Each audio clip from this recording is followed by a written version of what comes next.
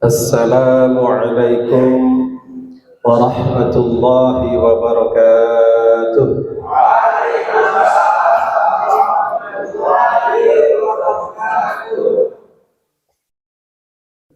Bismillahirrahmanirrahim.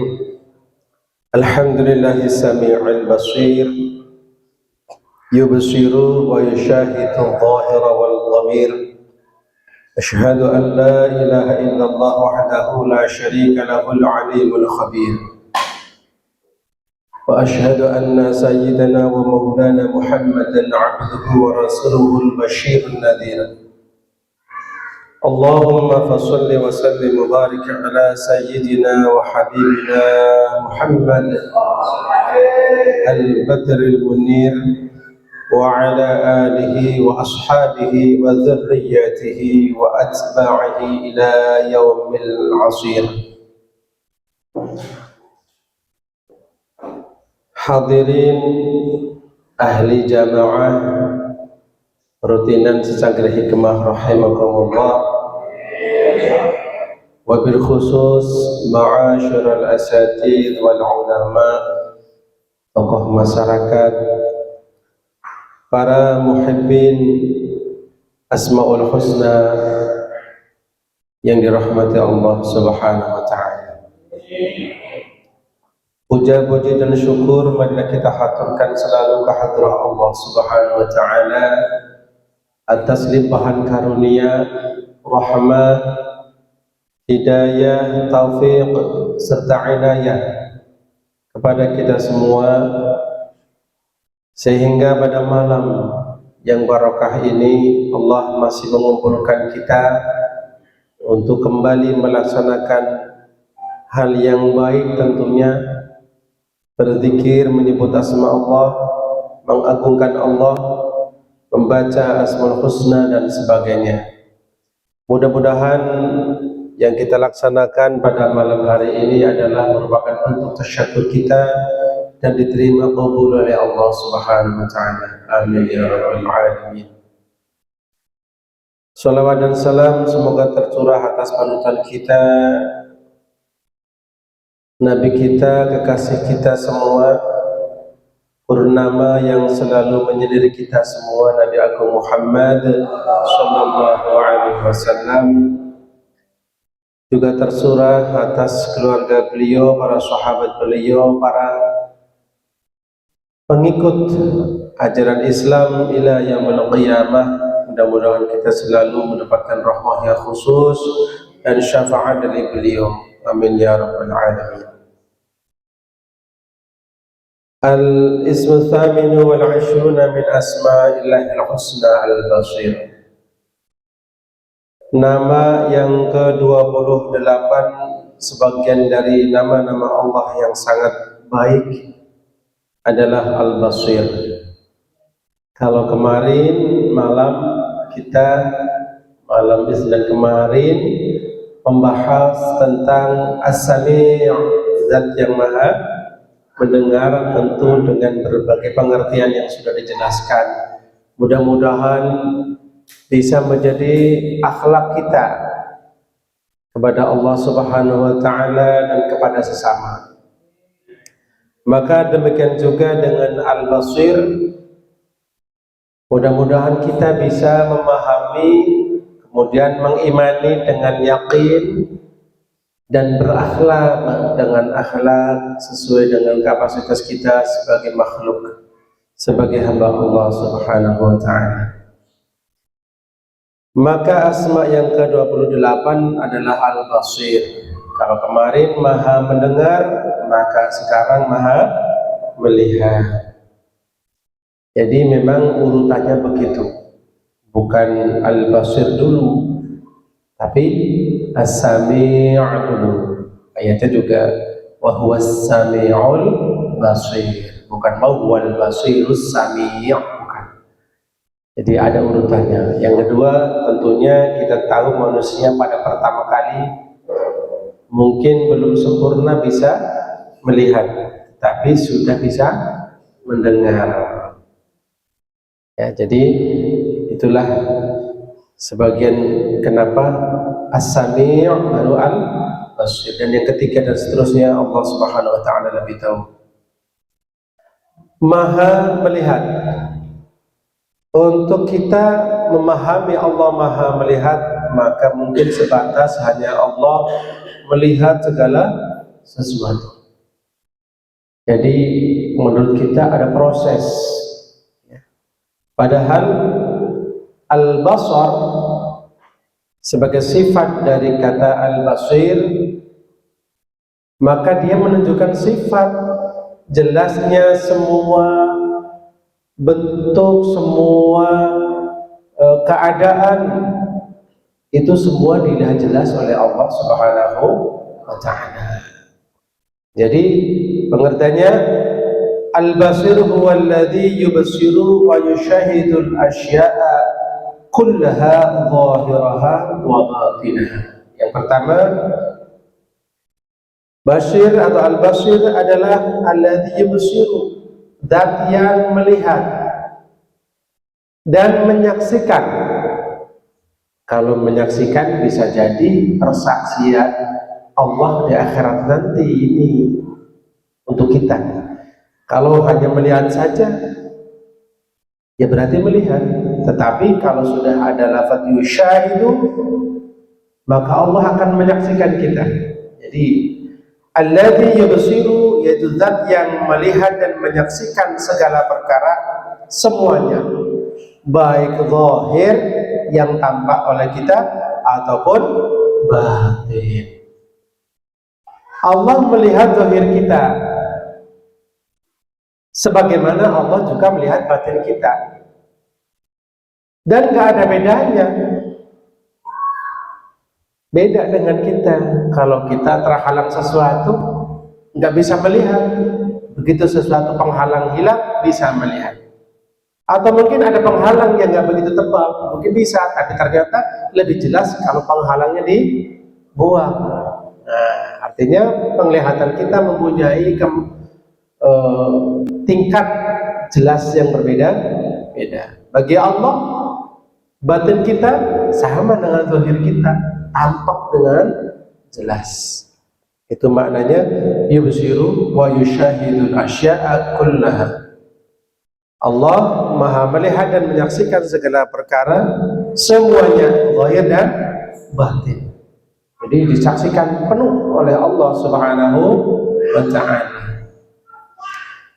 Tentunya sama dengan sifat as-sam'u atau as-sami', bahwa pendengaran Allah ini akan merekam semua amal kita dan mempertanggungjawabkannya kita.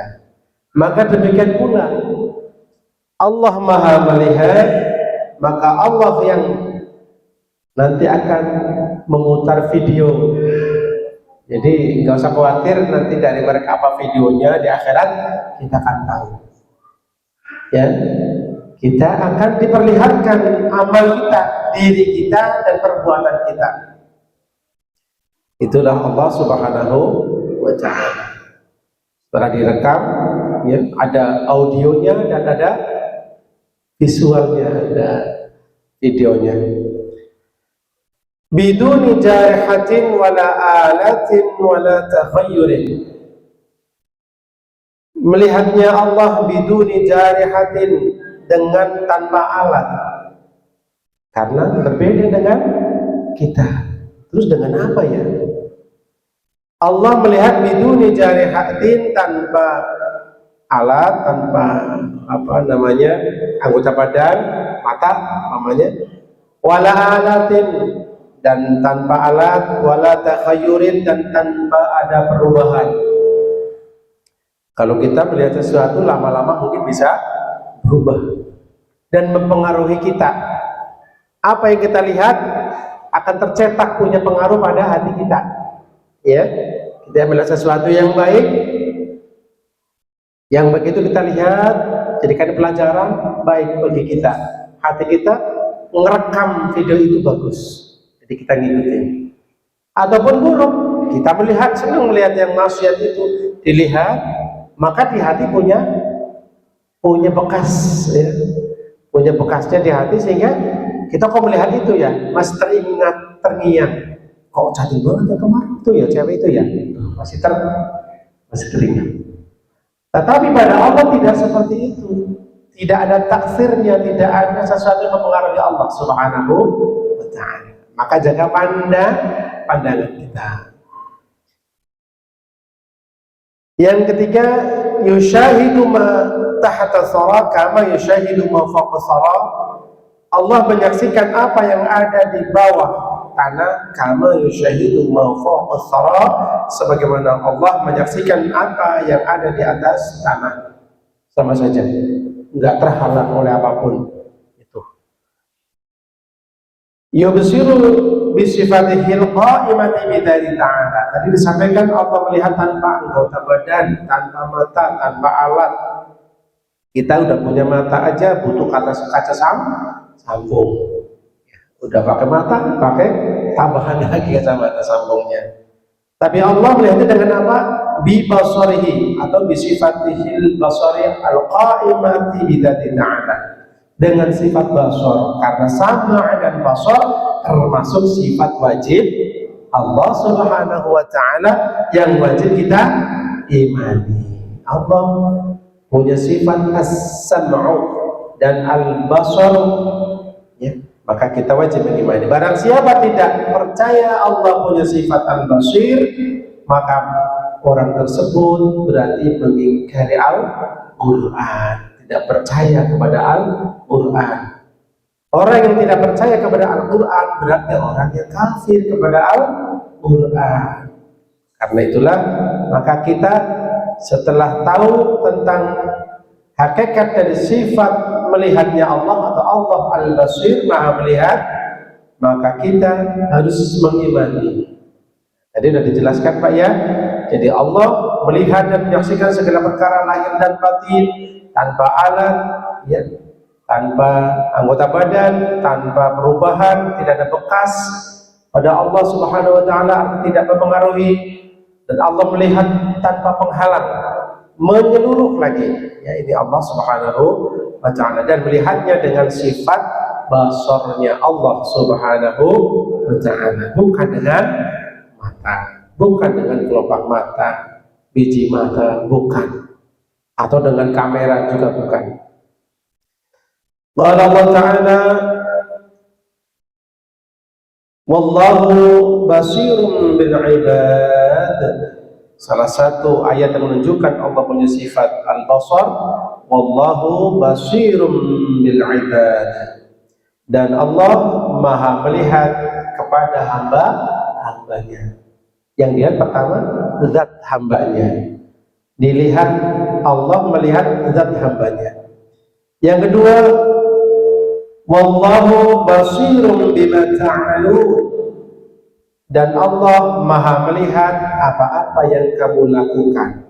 Aktivitas kita dilihat Allah, bukan hanya kitanya, perbuatan kita pun dilihat Allah Subhanahu wa ta'ala.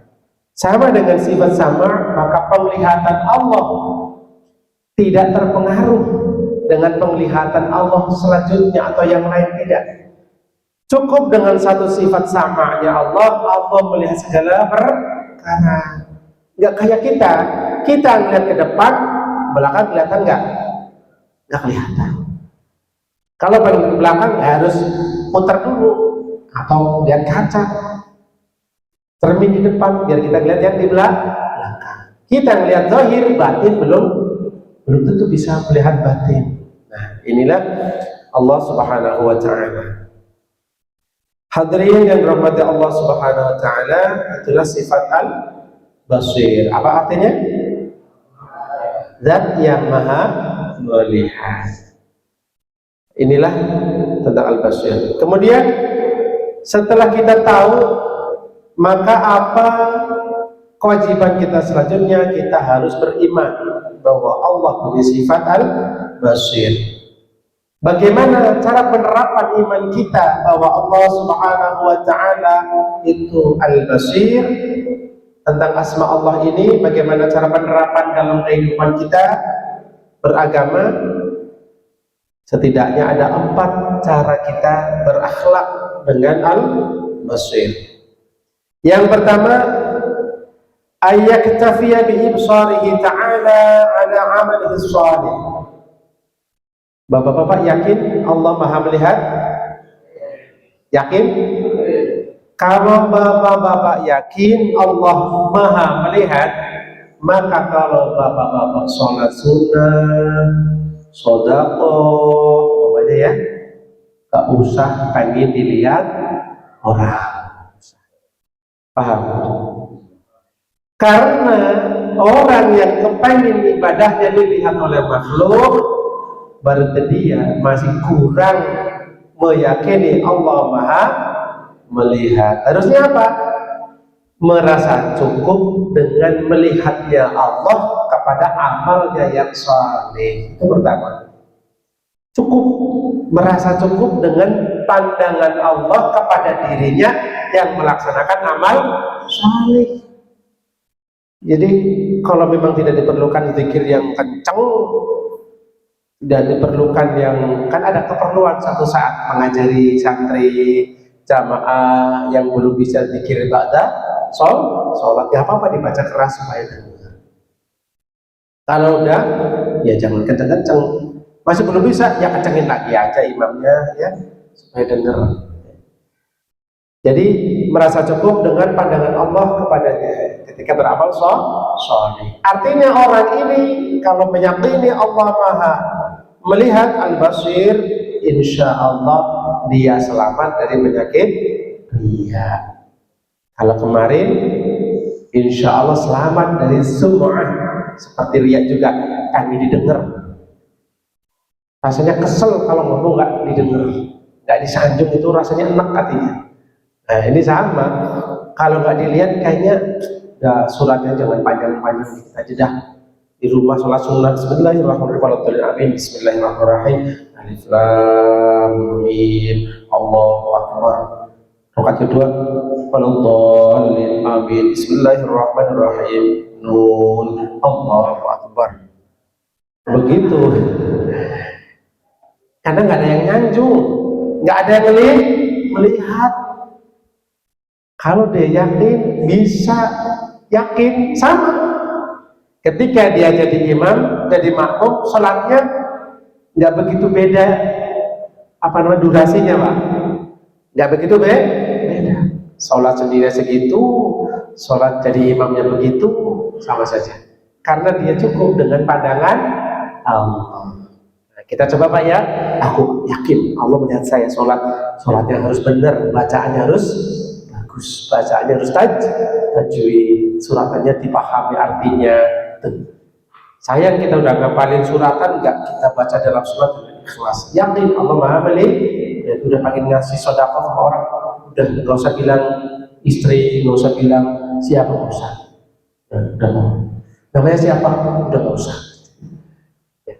Oke, yang kedua, wa ayastahi wa yakhsha 'an iqtirafil ma'asi.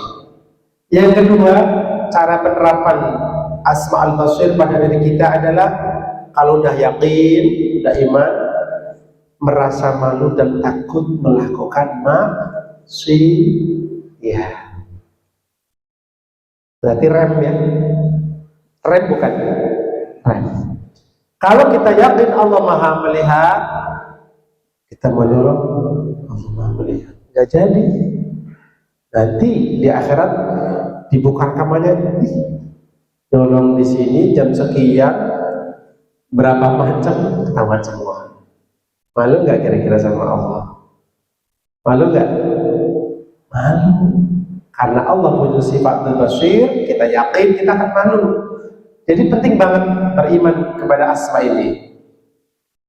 Maka barang siapa yang melakukan maksiat dan dia tahu Allah Maha melihat, dia yakin Allah Maha melihat, tapi masih nyolong, masih bohong, berarti orang ini sangat berani. Nggak tahu malu sama siapa? Sama Allah Subhanahu wa ta'ala. Yakin udah ngaji semalam al-basir, nanti sadar yang cakapan, kan nggak ada yang lihat, Allah melihat, nggak apa-apa dah. Dia yakin Allah Maha melihat. Begitu di masjid ambil sandal yang lebih bagus, mungkin lebih mahal, lebih bagus, lebih mahal. Tapi saya yakin Ustaz, Allah Maha melihat. Nah, kenapa kamu ngambil aja? Duh, apa jawabannya? Berarti orang ini sangat berani kepada Allah Subhanahu wa Ta'ala. Sama kayak seseorang yang berani main judi di depan polisi yang benar. Maaf ya, polisi semuanya benar. Atau berani, maaf, zina diintip orang. Berarti orang tidak punya maaf. Na'udzubillah min. Faman, maka barang siapa yang melakukan maksiat dan dia menyangka Allah tidak melihatnya, fama akfarah, maka berarti orang ini sangat kufur, nggak percaya Allah Maha melihat. Jadi jangan sampai umpamanya melakukan dosa, Allah nggak melihat ini, Allah Maha melihat. Kalau sampai meyakini Allah tidak melihat, berarti orang ini sangat kafir. Walaupun dia ke masjid, sholat dan sebagainya, justru dengan dia sholat harus semakin dia perbaiki sholatnya dengan cara muraqabah, merasa selalu dilihat oleh Allah Subhanahu wa Ta'ala. Lanjut Pak, apa udah? Kan nasi goreng udah, kopi udah, snack udah. Lanjut Pak. Dikit lagi Pak ya. Kemudian yang ketiga, wa alla yastahina bi nadharihi ta'ala. Yang ketiga adalah tidak menghina pandangan Allah Subhanahu wa Ta'ala. Ya kayak tadi, Allah yang lihat ini biarin aja. Kalau Allah yang lihat kan nggak langsung bentuk orang. Kalau yang lihat hansip, polisi, teman, mungkin kita dipukulin orang. Jadi tidak menghina pandangan Allah, artinya dia benar-benar memuliakan. Ya Allah, kau selalu melihat aku. Jadi dia hanya melakukan hal-hal yang mulia karena dia tidak menganggap enteng pandangan Allah kepada dirinya. Maka barang siapa yang menyembunyikan perbuatan maksiatnya karena takut malu kepada manusia, kemudian dia melakukannya, ya, melakukan maksiat itu bukan malu kepada Allah, ya, faqad istahana bi nadharillah. Berarti orang ini menghina pandangan Allah. Paham nggak Pak? Iya, jadi kalau lihat orang malu setelah maksiat, begitu nggak dilihat orang dia tidak malu. Berarti orang ini nggak punya malu, orang ini tidak menganggap penting pandangan Allah Subhanahu wa Ta'ala. Dan Allah melihatnya itu qadim, ya, abadi dan terdahulu. Yang keempat ya, bagaimana penerapan selanjutnya? Ayya'lama annahu khalaqa lahul basar liyanzura ila ma yuridillah wa dzalika bi ayyahfadha an maharimillah. Yang keempat adalah kalau orang ini beriman Allah Al-Basir, maka dia akan meyakini bahwa sesungguhnya Allah menciptakan dia mata, menciptakan dia penglihatan dirinya dengan tujuan liyanzura ila ma yuridillah, hanya untuk melihat apa yang diridhoi oleh Allah. Allah menciptakan kita pandangan, artinya Allah menyuruh kita untuk kita gunakan melakukan hal-hal yang diridhoi oleh Allah. Contoh, hadir di majelis ilmu, melihat ulama, melihat ikhwan, lihat kondisi mereka. Yang kedua, melihat tentang tanda-tanda Allah, tanda-tanda kekuasaan Allah. Punya mata bisa melihat jagat raya, bisa melihat gerhana bulan kemarin. Masya Allah, akan timbul ta'zim dia kepada Allah Subhanahu wa Ta'ala. Karena apa? Dia gunakan untuk hal yang diridhoi oleh Allah dan melihat tanda-tanda kebesaran Allah termasuk Al-Quran, sehingga akan menghasilkan sifat ta'zim, mengagungkan Allah Subhanahu wa Ta'ala dan menjadi wasilah lebih dekat pada Allah Subhanahu wa Ta'ala. Oke. Yang terakhir, yang kelima, ayastash'ara anna Allah Ta'ala nadhir ilaihi fi ahwalihi kulliha. Yang terakhir, tanda orang yang beriman Allah Al-Basir adalah merasa bahwa Allah Subhanahu wa Ta'ala selalu melihat dia di semua keadaan. Ini yang saya maksud tadi, Allah penglihatannya, pandangannya ini abadi.